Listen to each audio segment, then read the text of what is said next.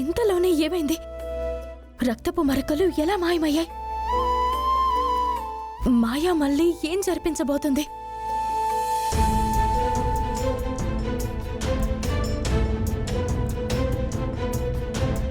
నా బట్టల మీదున్న మరకలను నువ్వు గమనించడం నేను గమనించాను. నువ్వు శ్రీకర్కి చెప్పి పంపించడం కూడా విన్నాను. అందుకే నా మాయలతో మరకల్ని మాయం చేసుకుని తప్పించుకున్నాను.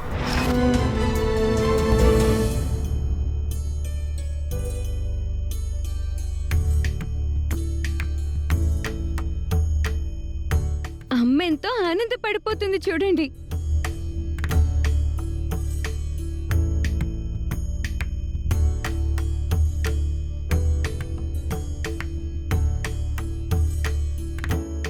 అమ్మా, అమ్మా, ఓసారి బయటికి రా అమ్మా.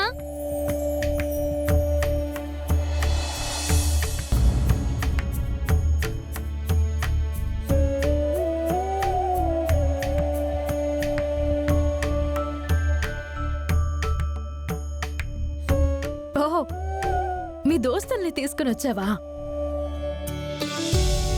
అమ్మవారి అంశతో పుట్టిన కారణ జన్మురాలివి కాబట్టి ఆ అమ్మవారు నీకు ఇలాంటి స్నేహితుల్ని వరంగా ప్రసాదించారు. నువ్వెంత అదృష్టవంతురాలివి తల్లి. అవునమ్మా, చిలకమ్మ నాగమ్మలు ఎప్పటికీ నాతో ఇలాగే ఉంటారు.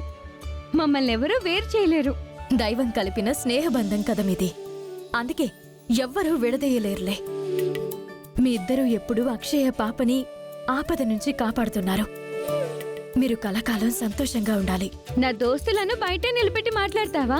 లోపలికి పిలవ్వా? అహో, అయ్యో, రండి, మీకు పాలు పండు పెడతాను, రండి.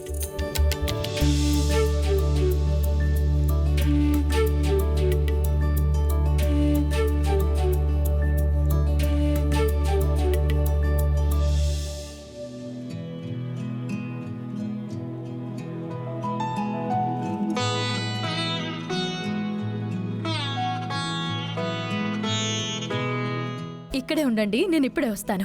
అమ్మా, ఒక్క నిమిషం. ఏంటమ్మా? చిట్టి చిలకమ్మ పద్యం ఉంటుంది కదా, నీకు తెలుసుగా? అదేనమ్మా. చిట్టి చిలకమ్మ అమ్మ కొట్టిందా, తోటకెళ్ళావా, పండు తెచ్చావా, గూట్లో పెట్టావా, గుట్టుకుని మింగావా. ఓ, అదా, గుర్తుంది. ఇటువంటి అందమైన చిట్టి చిలకమ్మను చూసే ఆనాడు ఆ పాటని రాసుంటారు. తన పాటను తానే పాడితే ఎలా ఉంటుందో వింటావా? ఏమంటున్నావో అర్థం కావడం లేదమ్మా. చిలకమ్మ, అమ్మ వింటుందంట. నీ గురించి రాసిన పాటను నువ్వే పాడు. చిట్టి చిలకమ్మ అమ్మ కొట్టిందా, తోటకెళ్ళావా, పండు తెచ్చావా, గూట్లో పెట్టావా, గుట్టుక్కున మింగావా. అవునమ్మా, నేను బాగా పాడానా? అక్షయ, చిలక మాట్లాడుతుందేంటి? ఇది కళ నిజమా? నా కల నిజమైందమ్మా. చిలకమ్మ మాట్లాడాలని నాకెప్పటినుంచో ఉండేది. భవానీ ముందు బలంగా వేడుకునేసరికి ఆ కల నెరవేరింది. అమ్మ నాన్నల మధ్య వచ్చిన ఎడబాటు శాశ్వతంగా ఉండకూడదు. అందుకే వారికి రాబోయే ప్రమాదం నాకు ముందుగానే చిలకమ్మ ద్వారా తెలియాలి. అందుకే చిలకమ్మ స్వరాన్ని మాటల రూపంలో పలికించు తల్లి.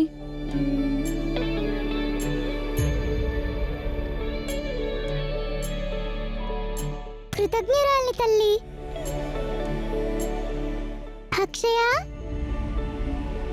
నువ్వేదైనా అనుకుంటే దాన్ని సాధించగలవమ్మా. అచ్చం అమ్మలాంటి పంతం కదా మరి.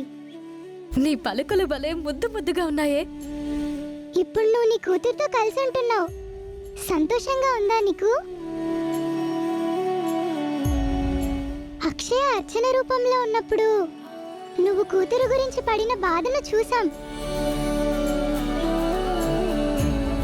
కూతురు తల్లి గురించి పడిన బాధను చూసాం. అప్పుడు నేను నాగమ్మ ఎంతో బాధపడ్డాం. ఇప్పుడు మీరు కలిసిపోయారు కాబట్టి మాకెంతో సంతోషంగా ఉంది. నువ్వు కూడా నా బిడ్డలా ముద్దు ముద్దుగా మాట్లాడుతున్నావు. చాలా ఆనందంగా ఉందమ్మా.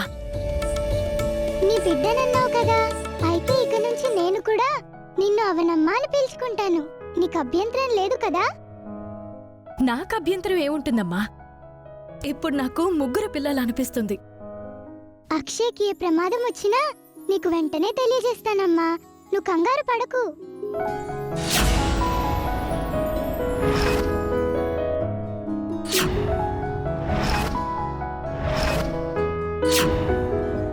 మాయ నిజంగా మారిపోయినట్టు అందరి ముందు నటిస్తుంది.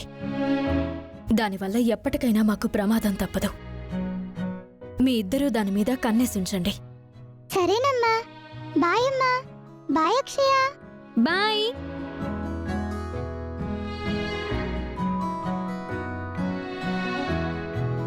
అయ్యో, ఏం తినకుండా తాగకుండా అలానే వెళ్ళిపోయాయేంటి పాపం? ఏం బాధపడకమ్మా, ఇక నుంచి రోజు వస్తుంటాయిలే. నాకు కొసరి కొసరి పెట్టినట్టే వాటికి పెడదూలే. అమ్మా అక్షయ, గురువారం దగ్గర పడుతుంది. ఫంక్షన్కి అందరినీ పిలవాలి. నేనలా కాలనీలోకి వెళ్ళొస్తాను. అందరూ వస్తారు కదా. అందరూ వచ్చేలా నేను చేస్తాను. నువ్వేం దిగులు పడకు.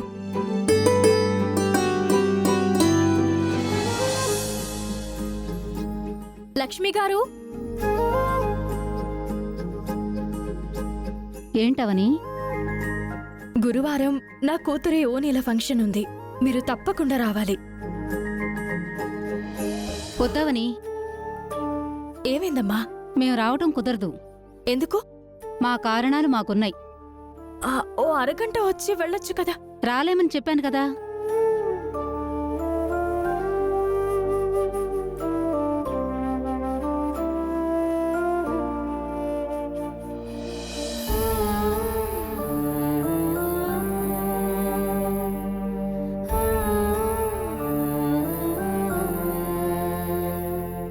జయంతి గారు, ఏంటవని గారు ఇలా వచ్చారు?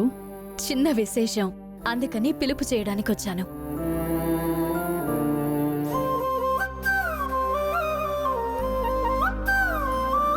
మా అక్షయ్కు గురువారం ఓనీల ఫంక్షన్ చేయబోతున్నాను. మీరు తప్పకుండా రావాలండి. అవునా? ఉమ్. అయ్యో, ఆ విషయం మీరు ముందే కనుక చెప్పుంటే బొట్టు కూడా పెట్టించుకునేదాన్ని కాదు. అయ్యో, ఏమైందండి? నేను మా ఫ్యామిలీ ఒక పెళ్లి అటెండ్ అవ్వాలి. ఆ రోజేం పెళ్ళుందమ్మా. నువ్వు మర్చిపోయినట్టున్నావు. ఉండవే, ఎవరిది? నేను చెప్తానుండు. ఎందుకదో తొందర నీకు? అవని, ఏమనుకోవద్దమ్మా. ఎందుకు అబద్ధం చెప్తున్నారు? అబద్ధం ఏముంది? మీరు పెళ్లికి అటెండ్ అయ్యేది లేదు అని మీ కూతురి మాటల్లోనే నాకు అర్థమైంది. మరెందుకు ఇలాంటి సాకు చెప్తున్నారు? మీ ఫంక్షన్కి మాకు రావడం ఇష్టం లేదండి, అందుకే అబద్ధం చెప్పాను. సరేనా? కాలనీ వాళ్ళందరికీ ఏమైందండి? అందరూ వింతగా మాట్లాడుతున్నారు. అందరి సంగతి మాకు అనవసరం. పదవే, మనకు టైం అవుతుంది. ఎందుకమ్మా తను అలా హర్ట్ చేసావు? పెద్దోళ్ల విషయం మనకెందుకే? పద, టైం అవుతుంది.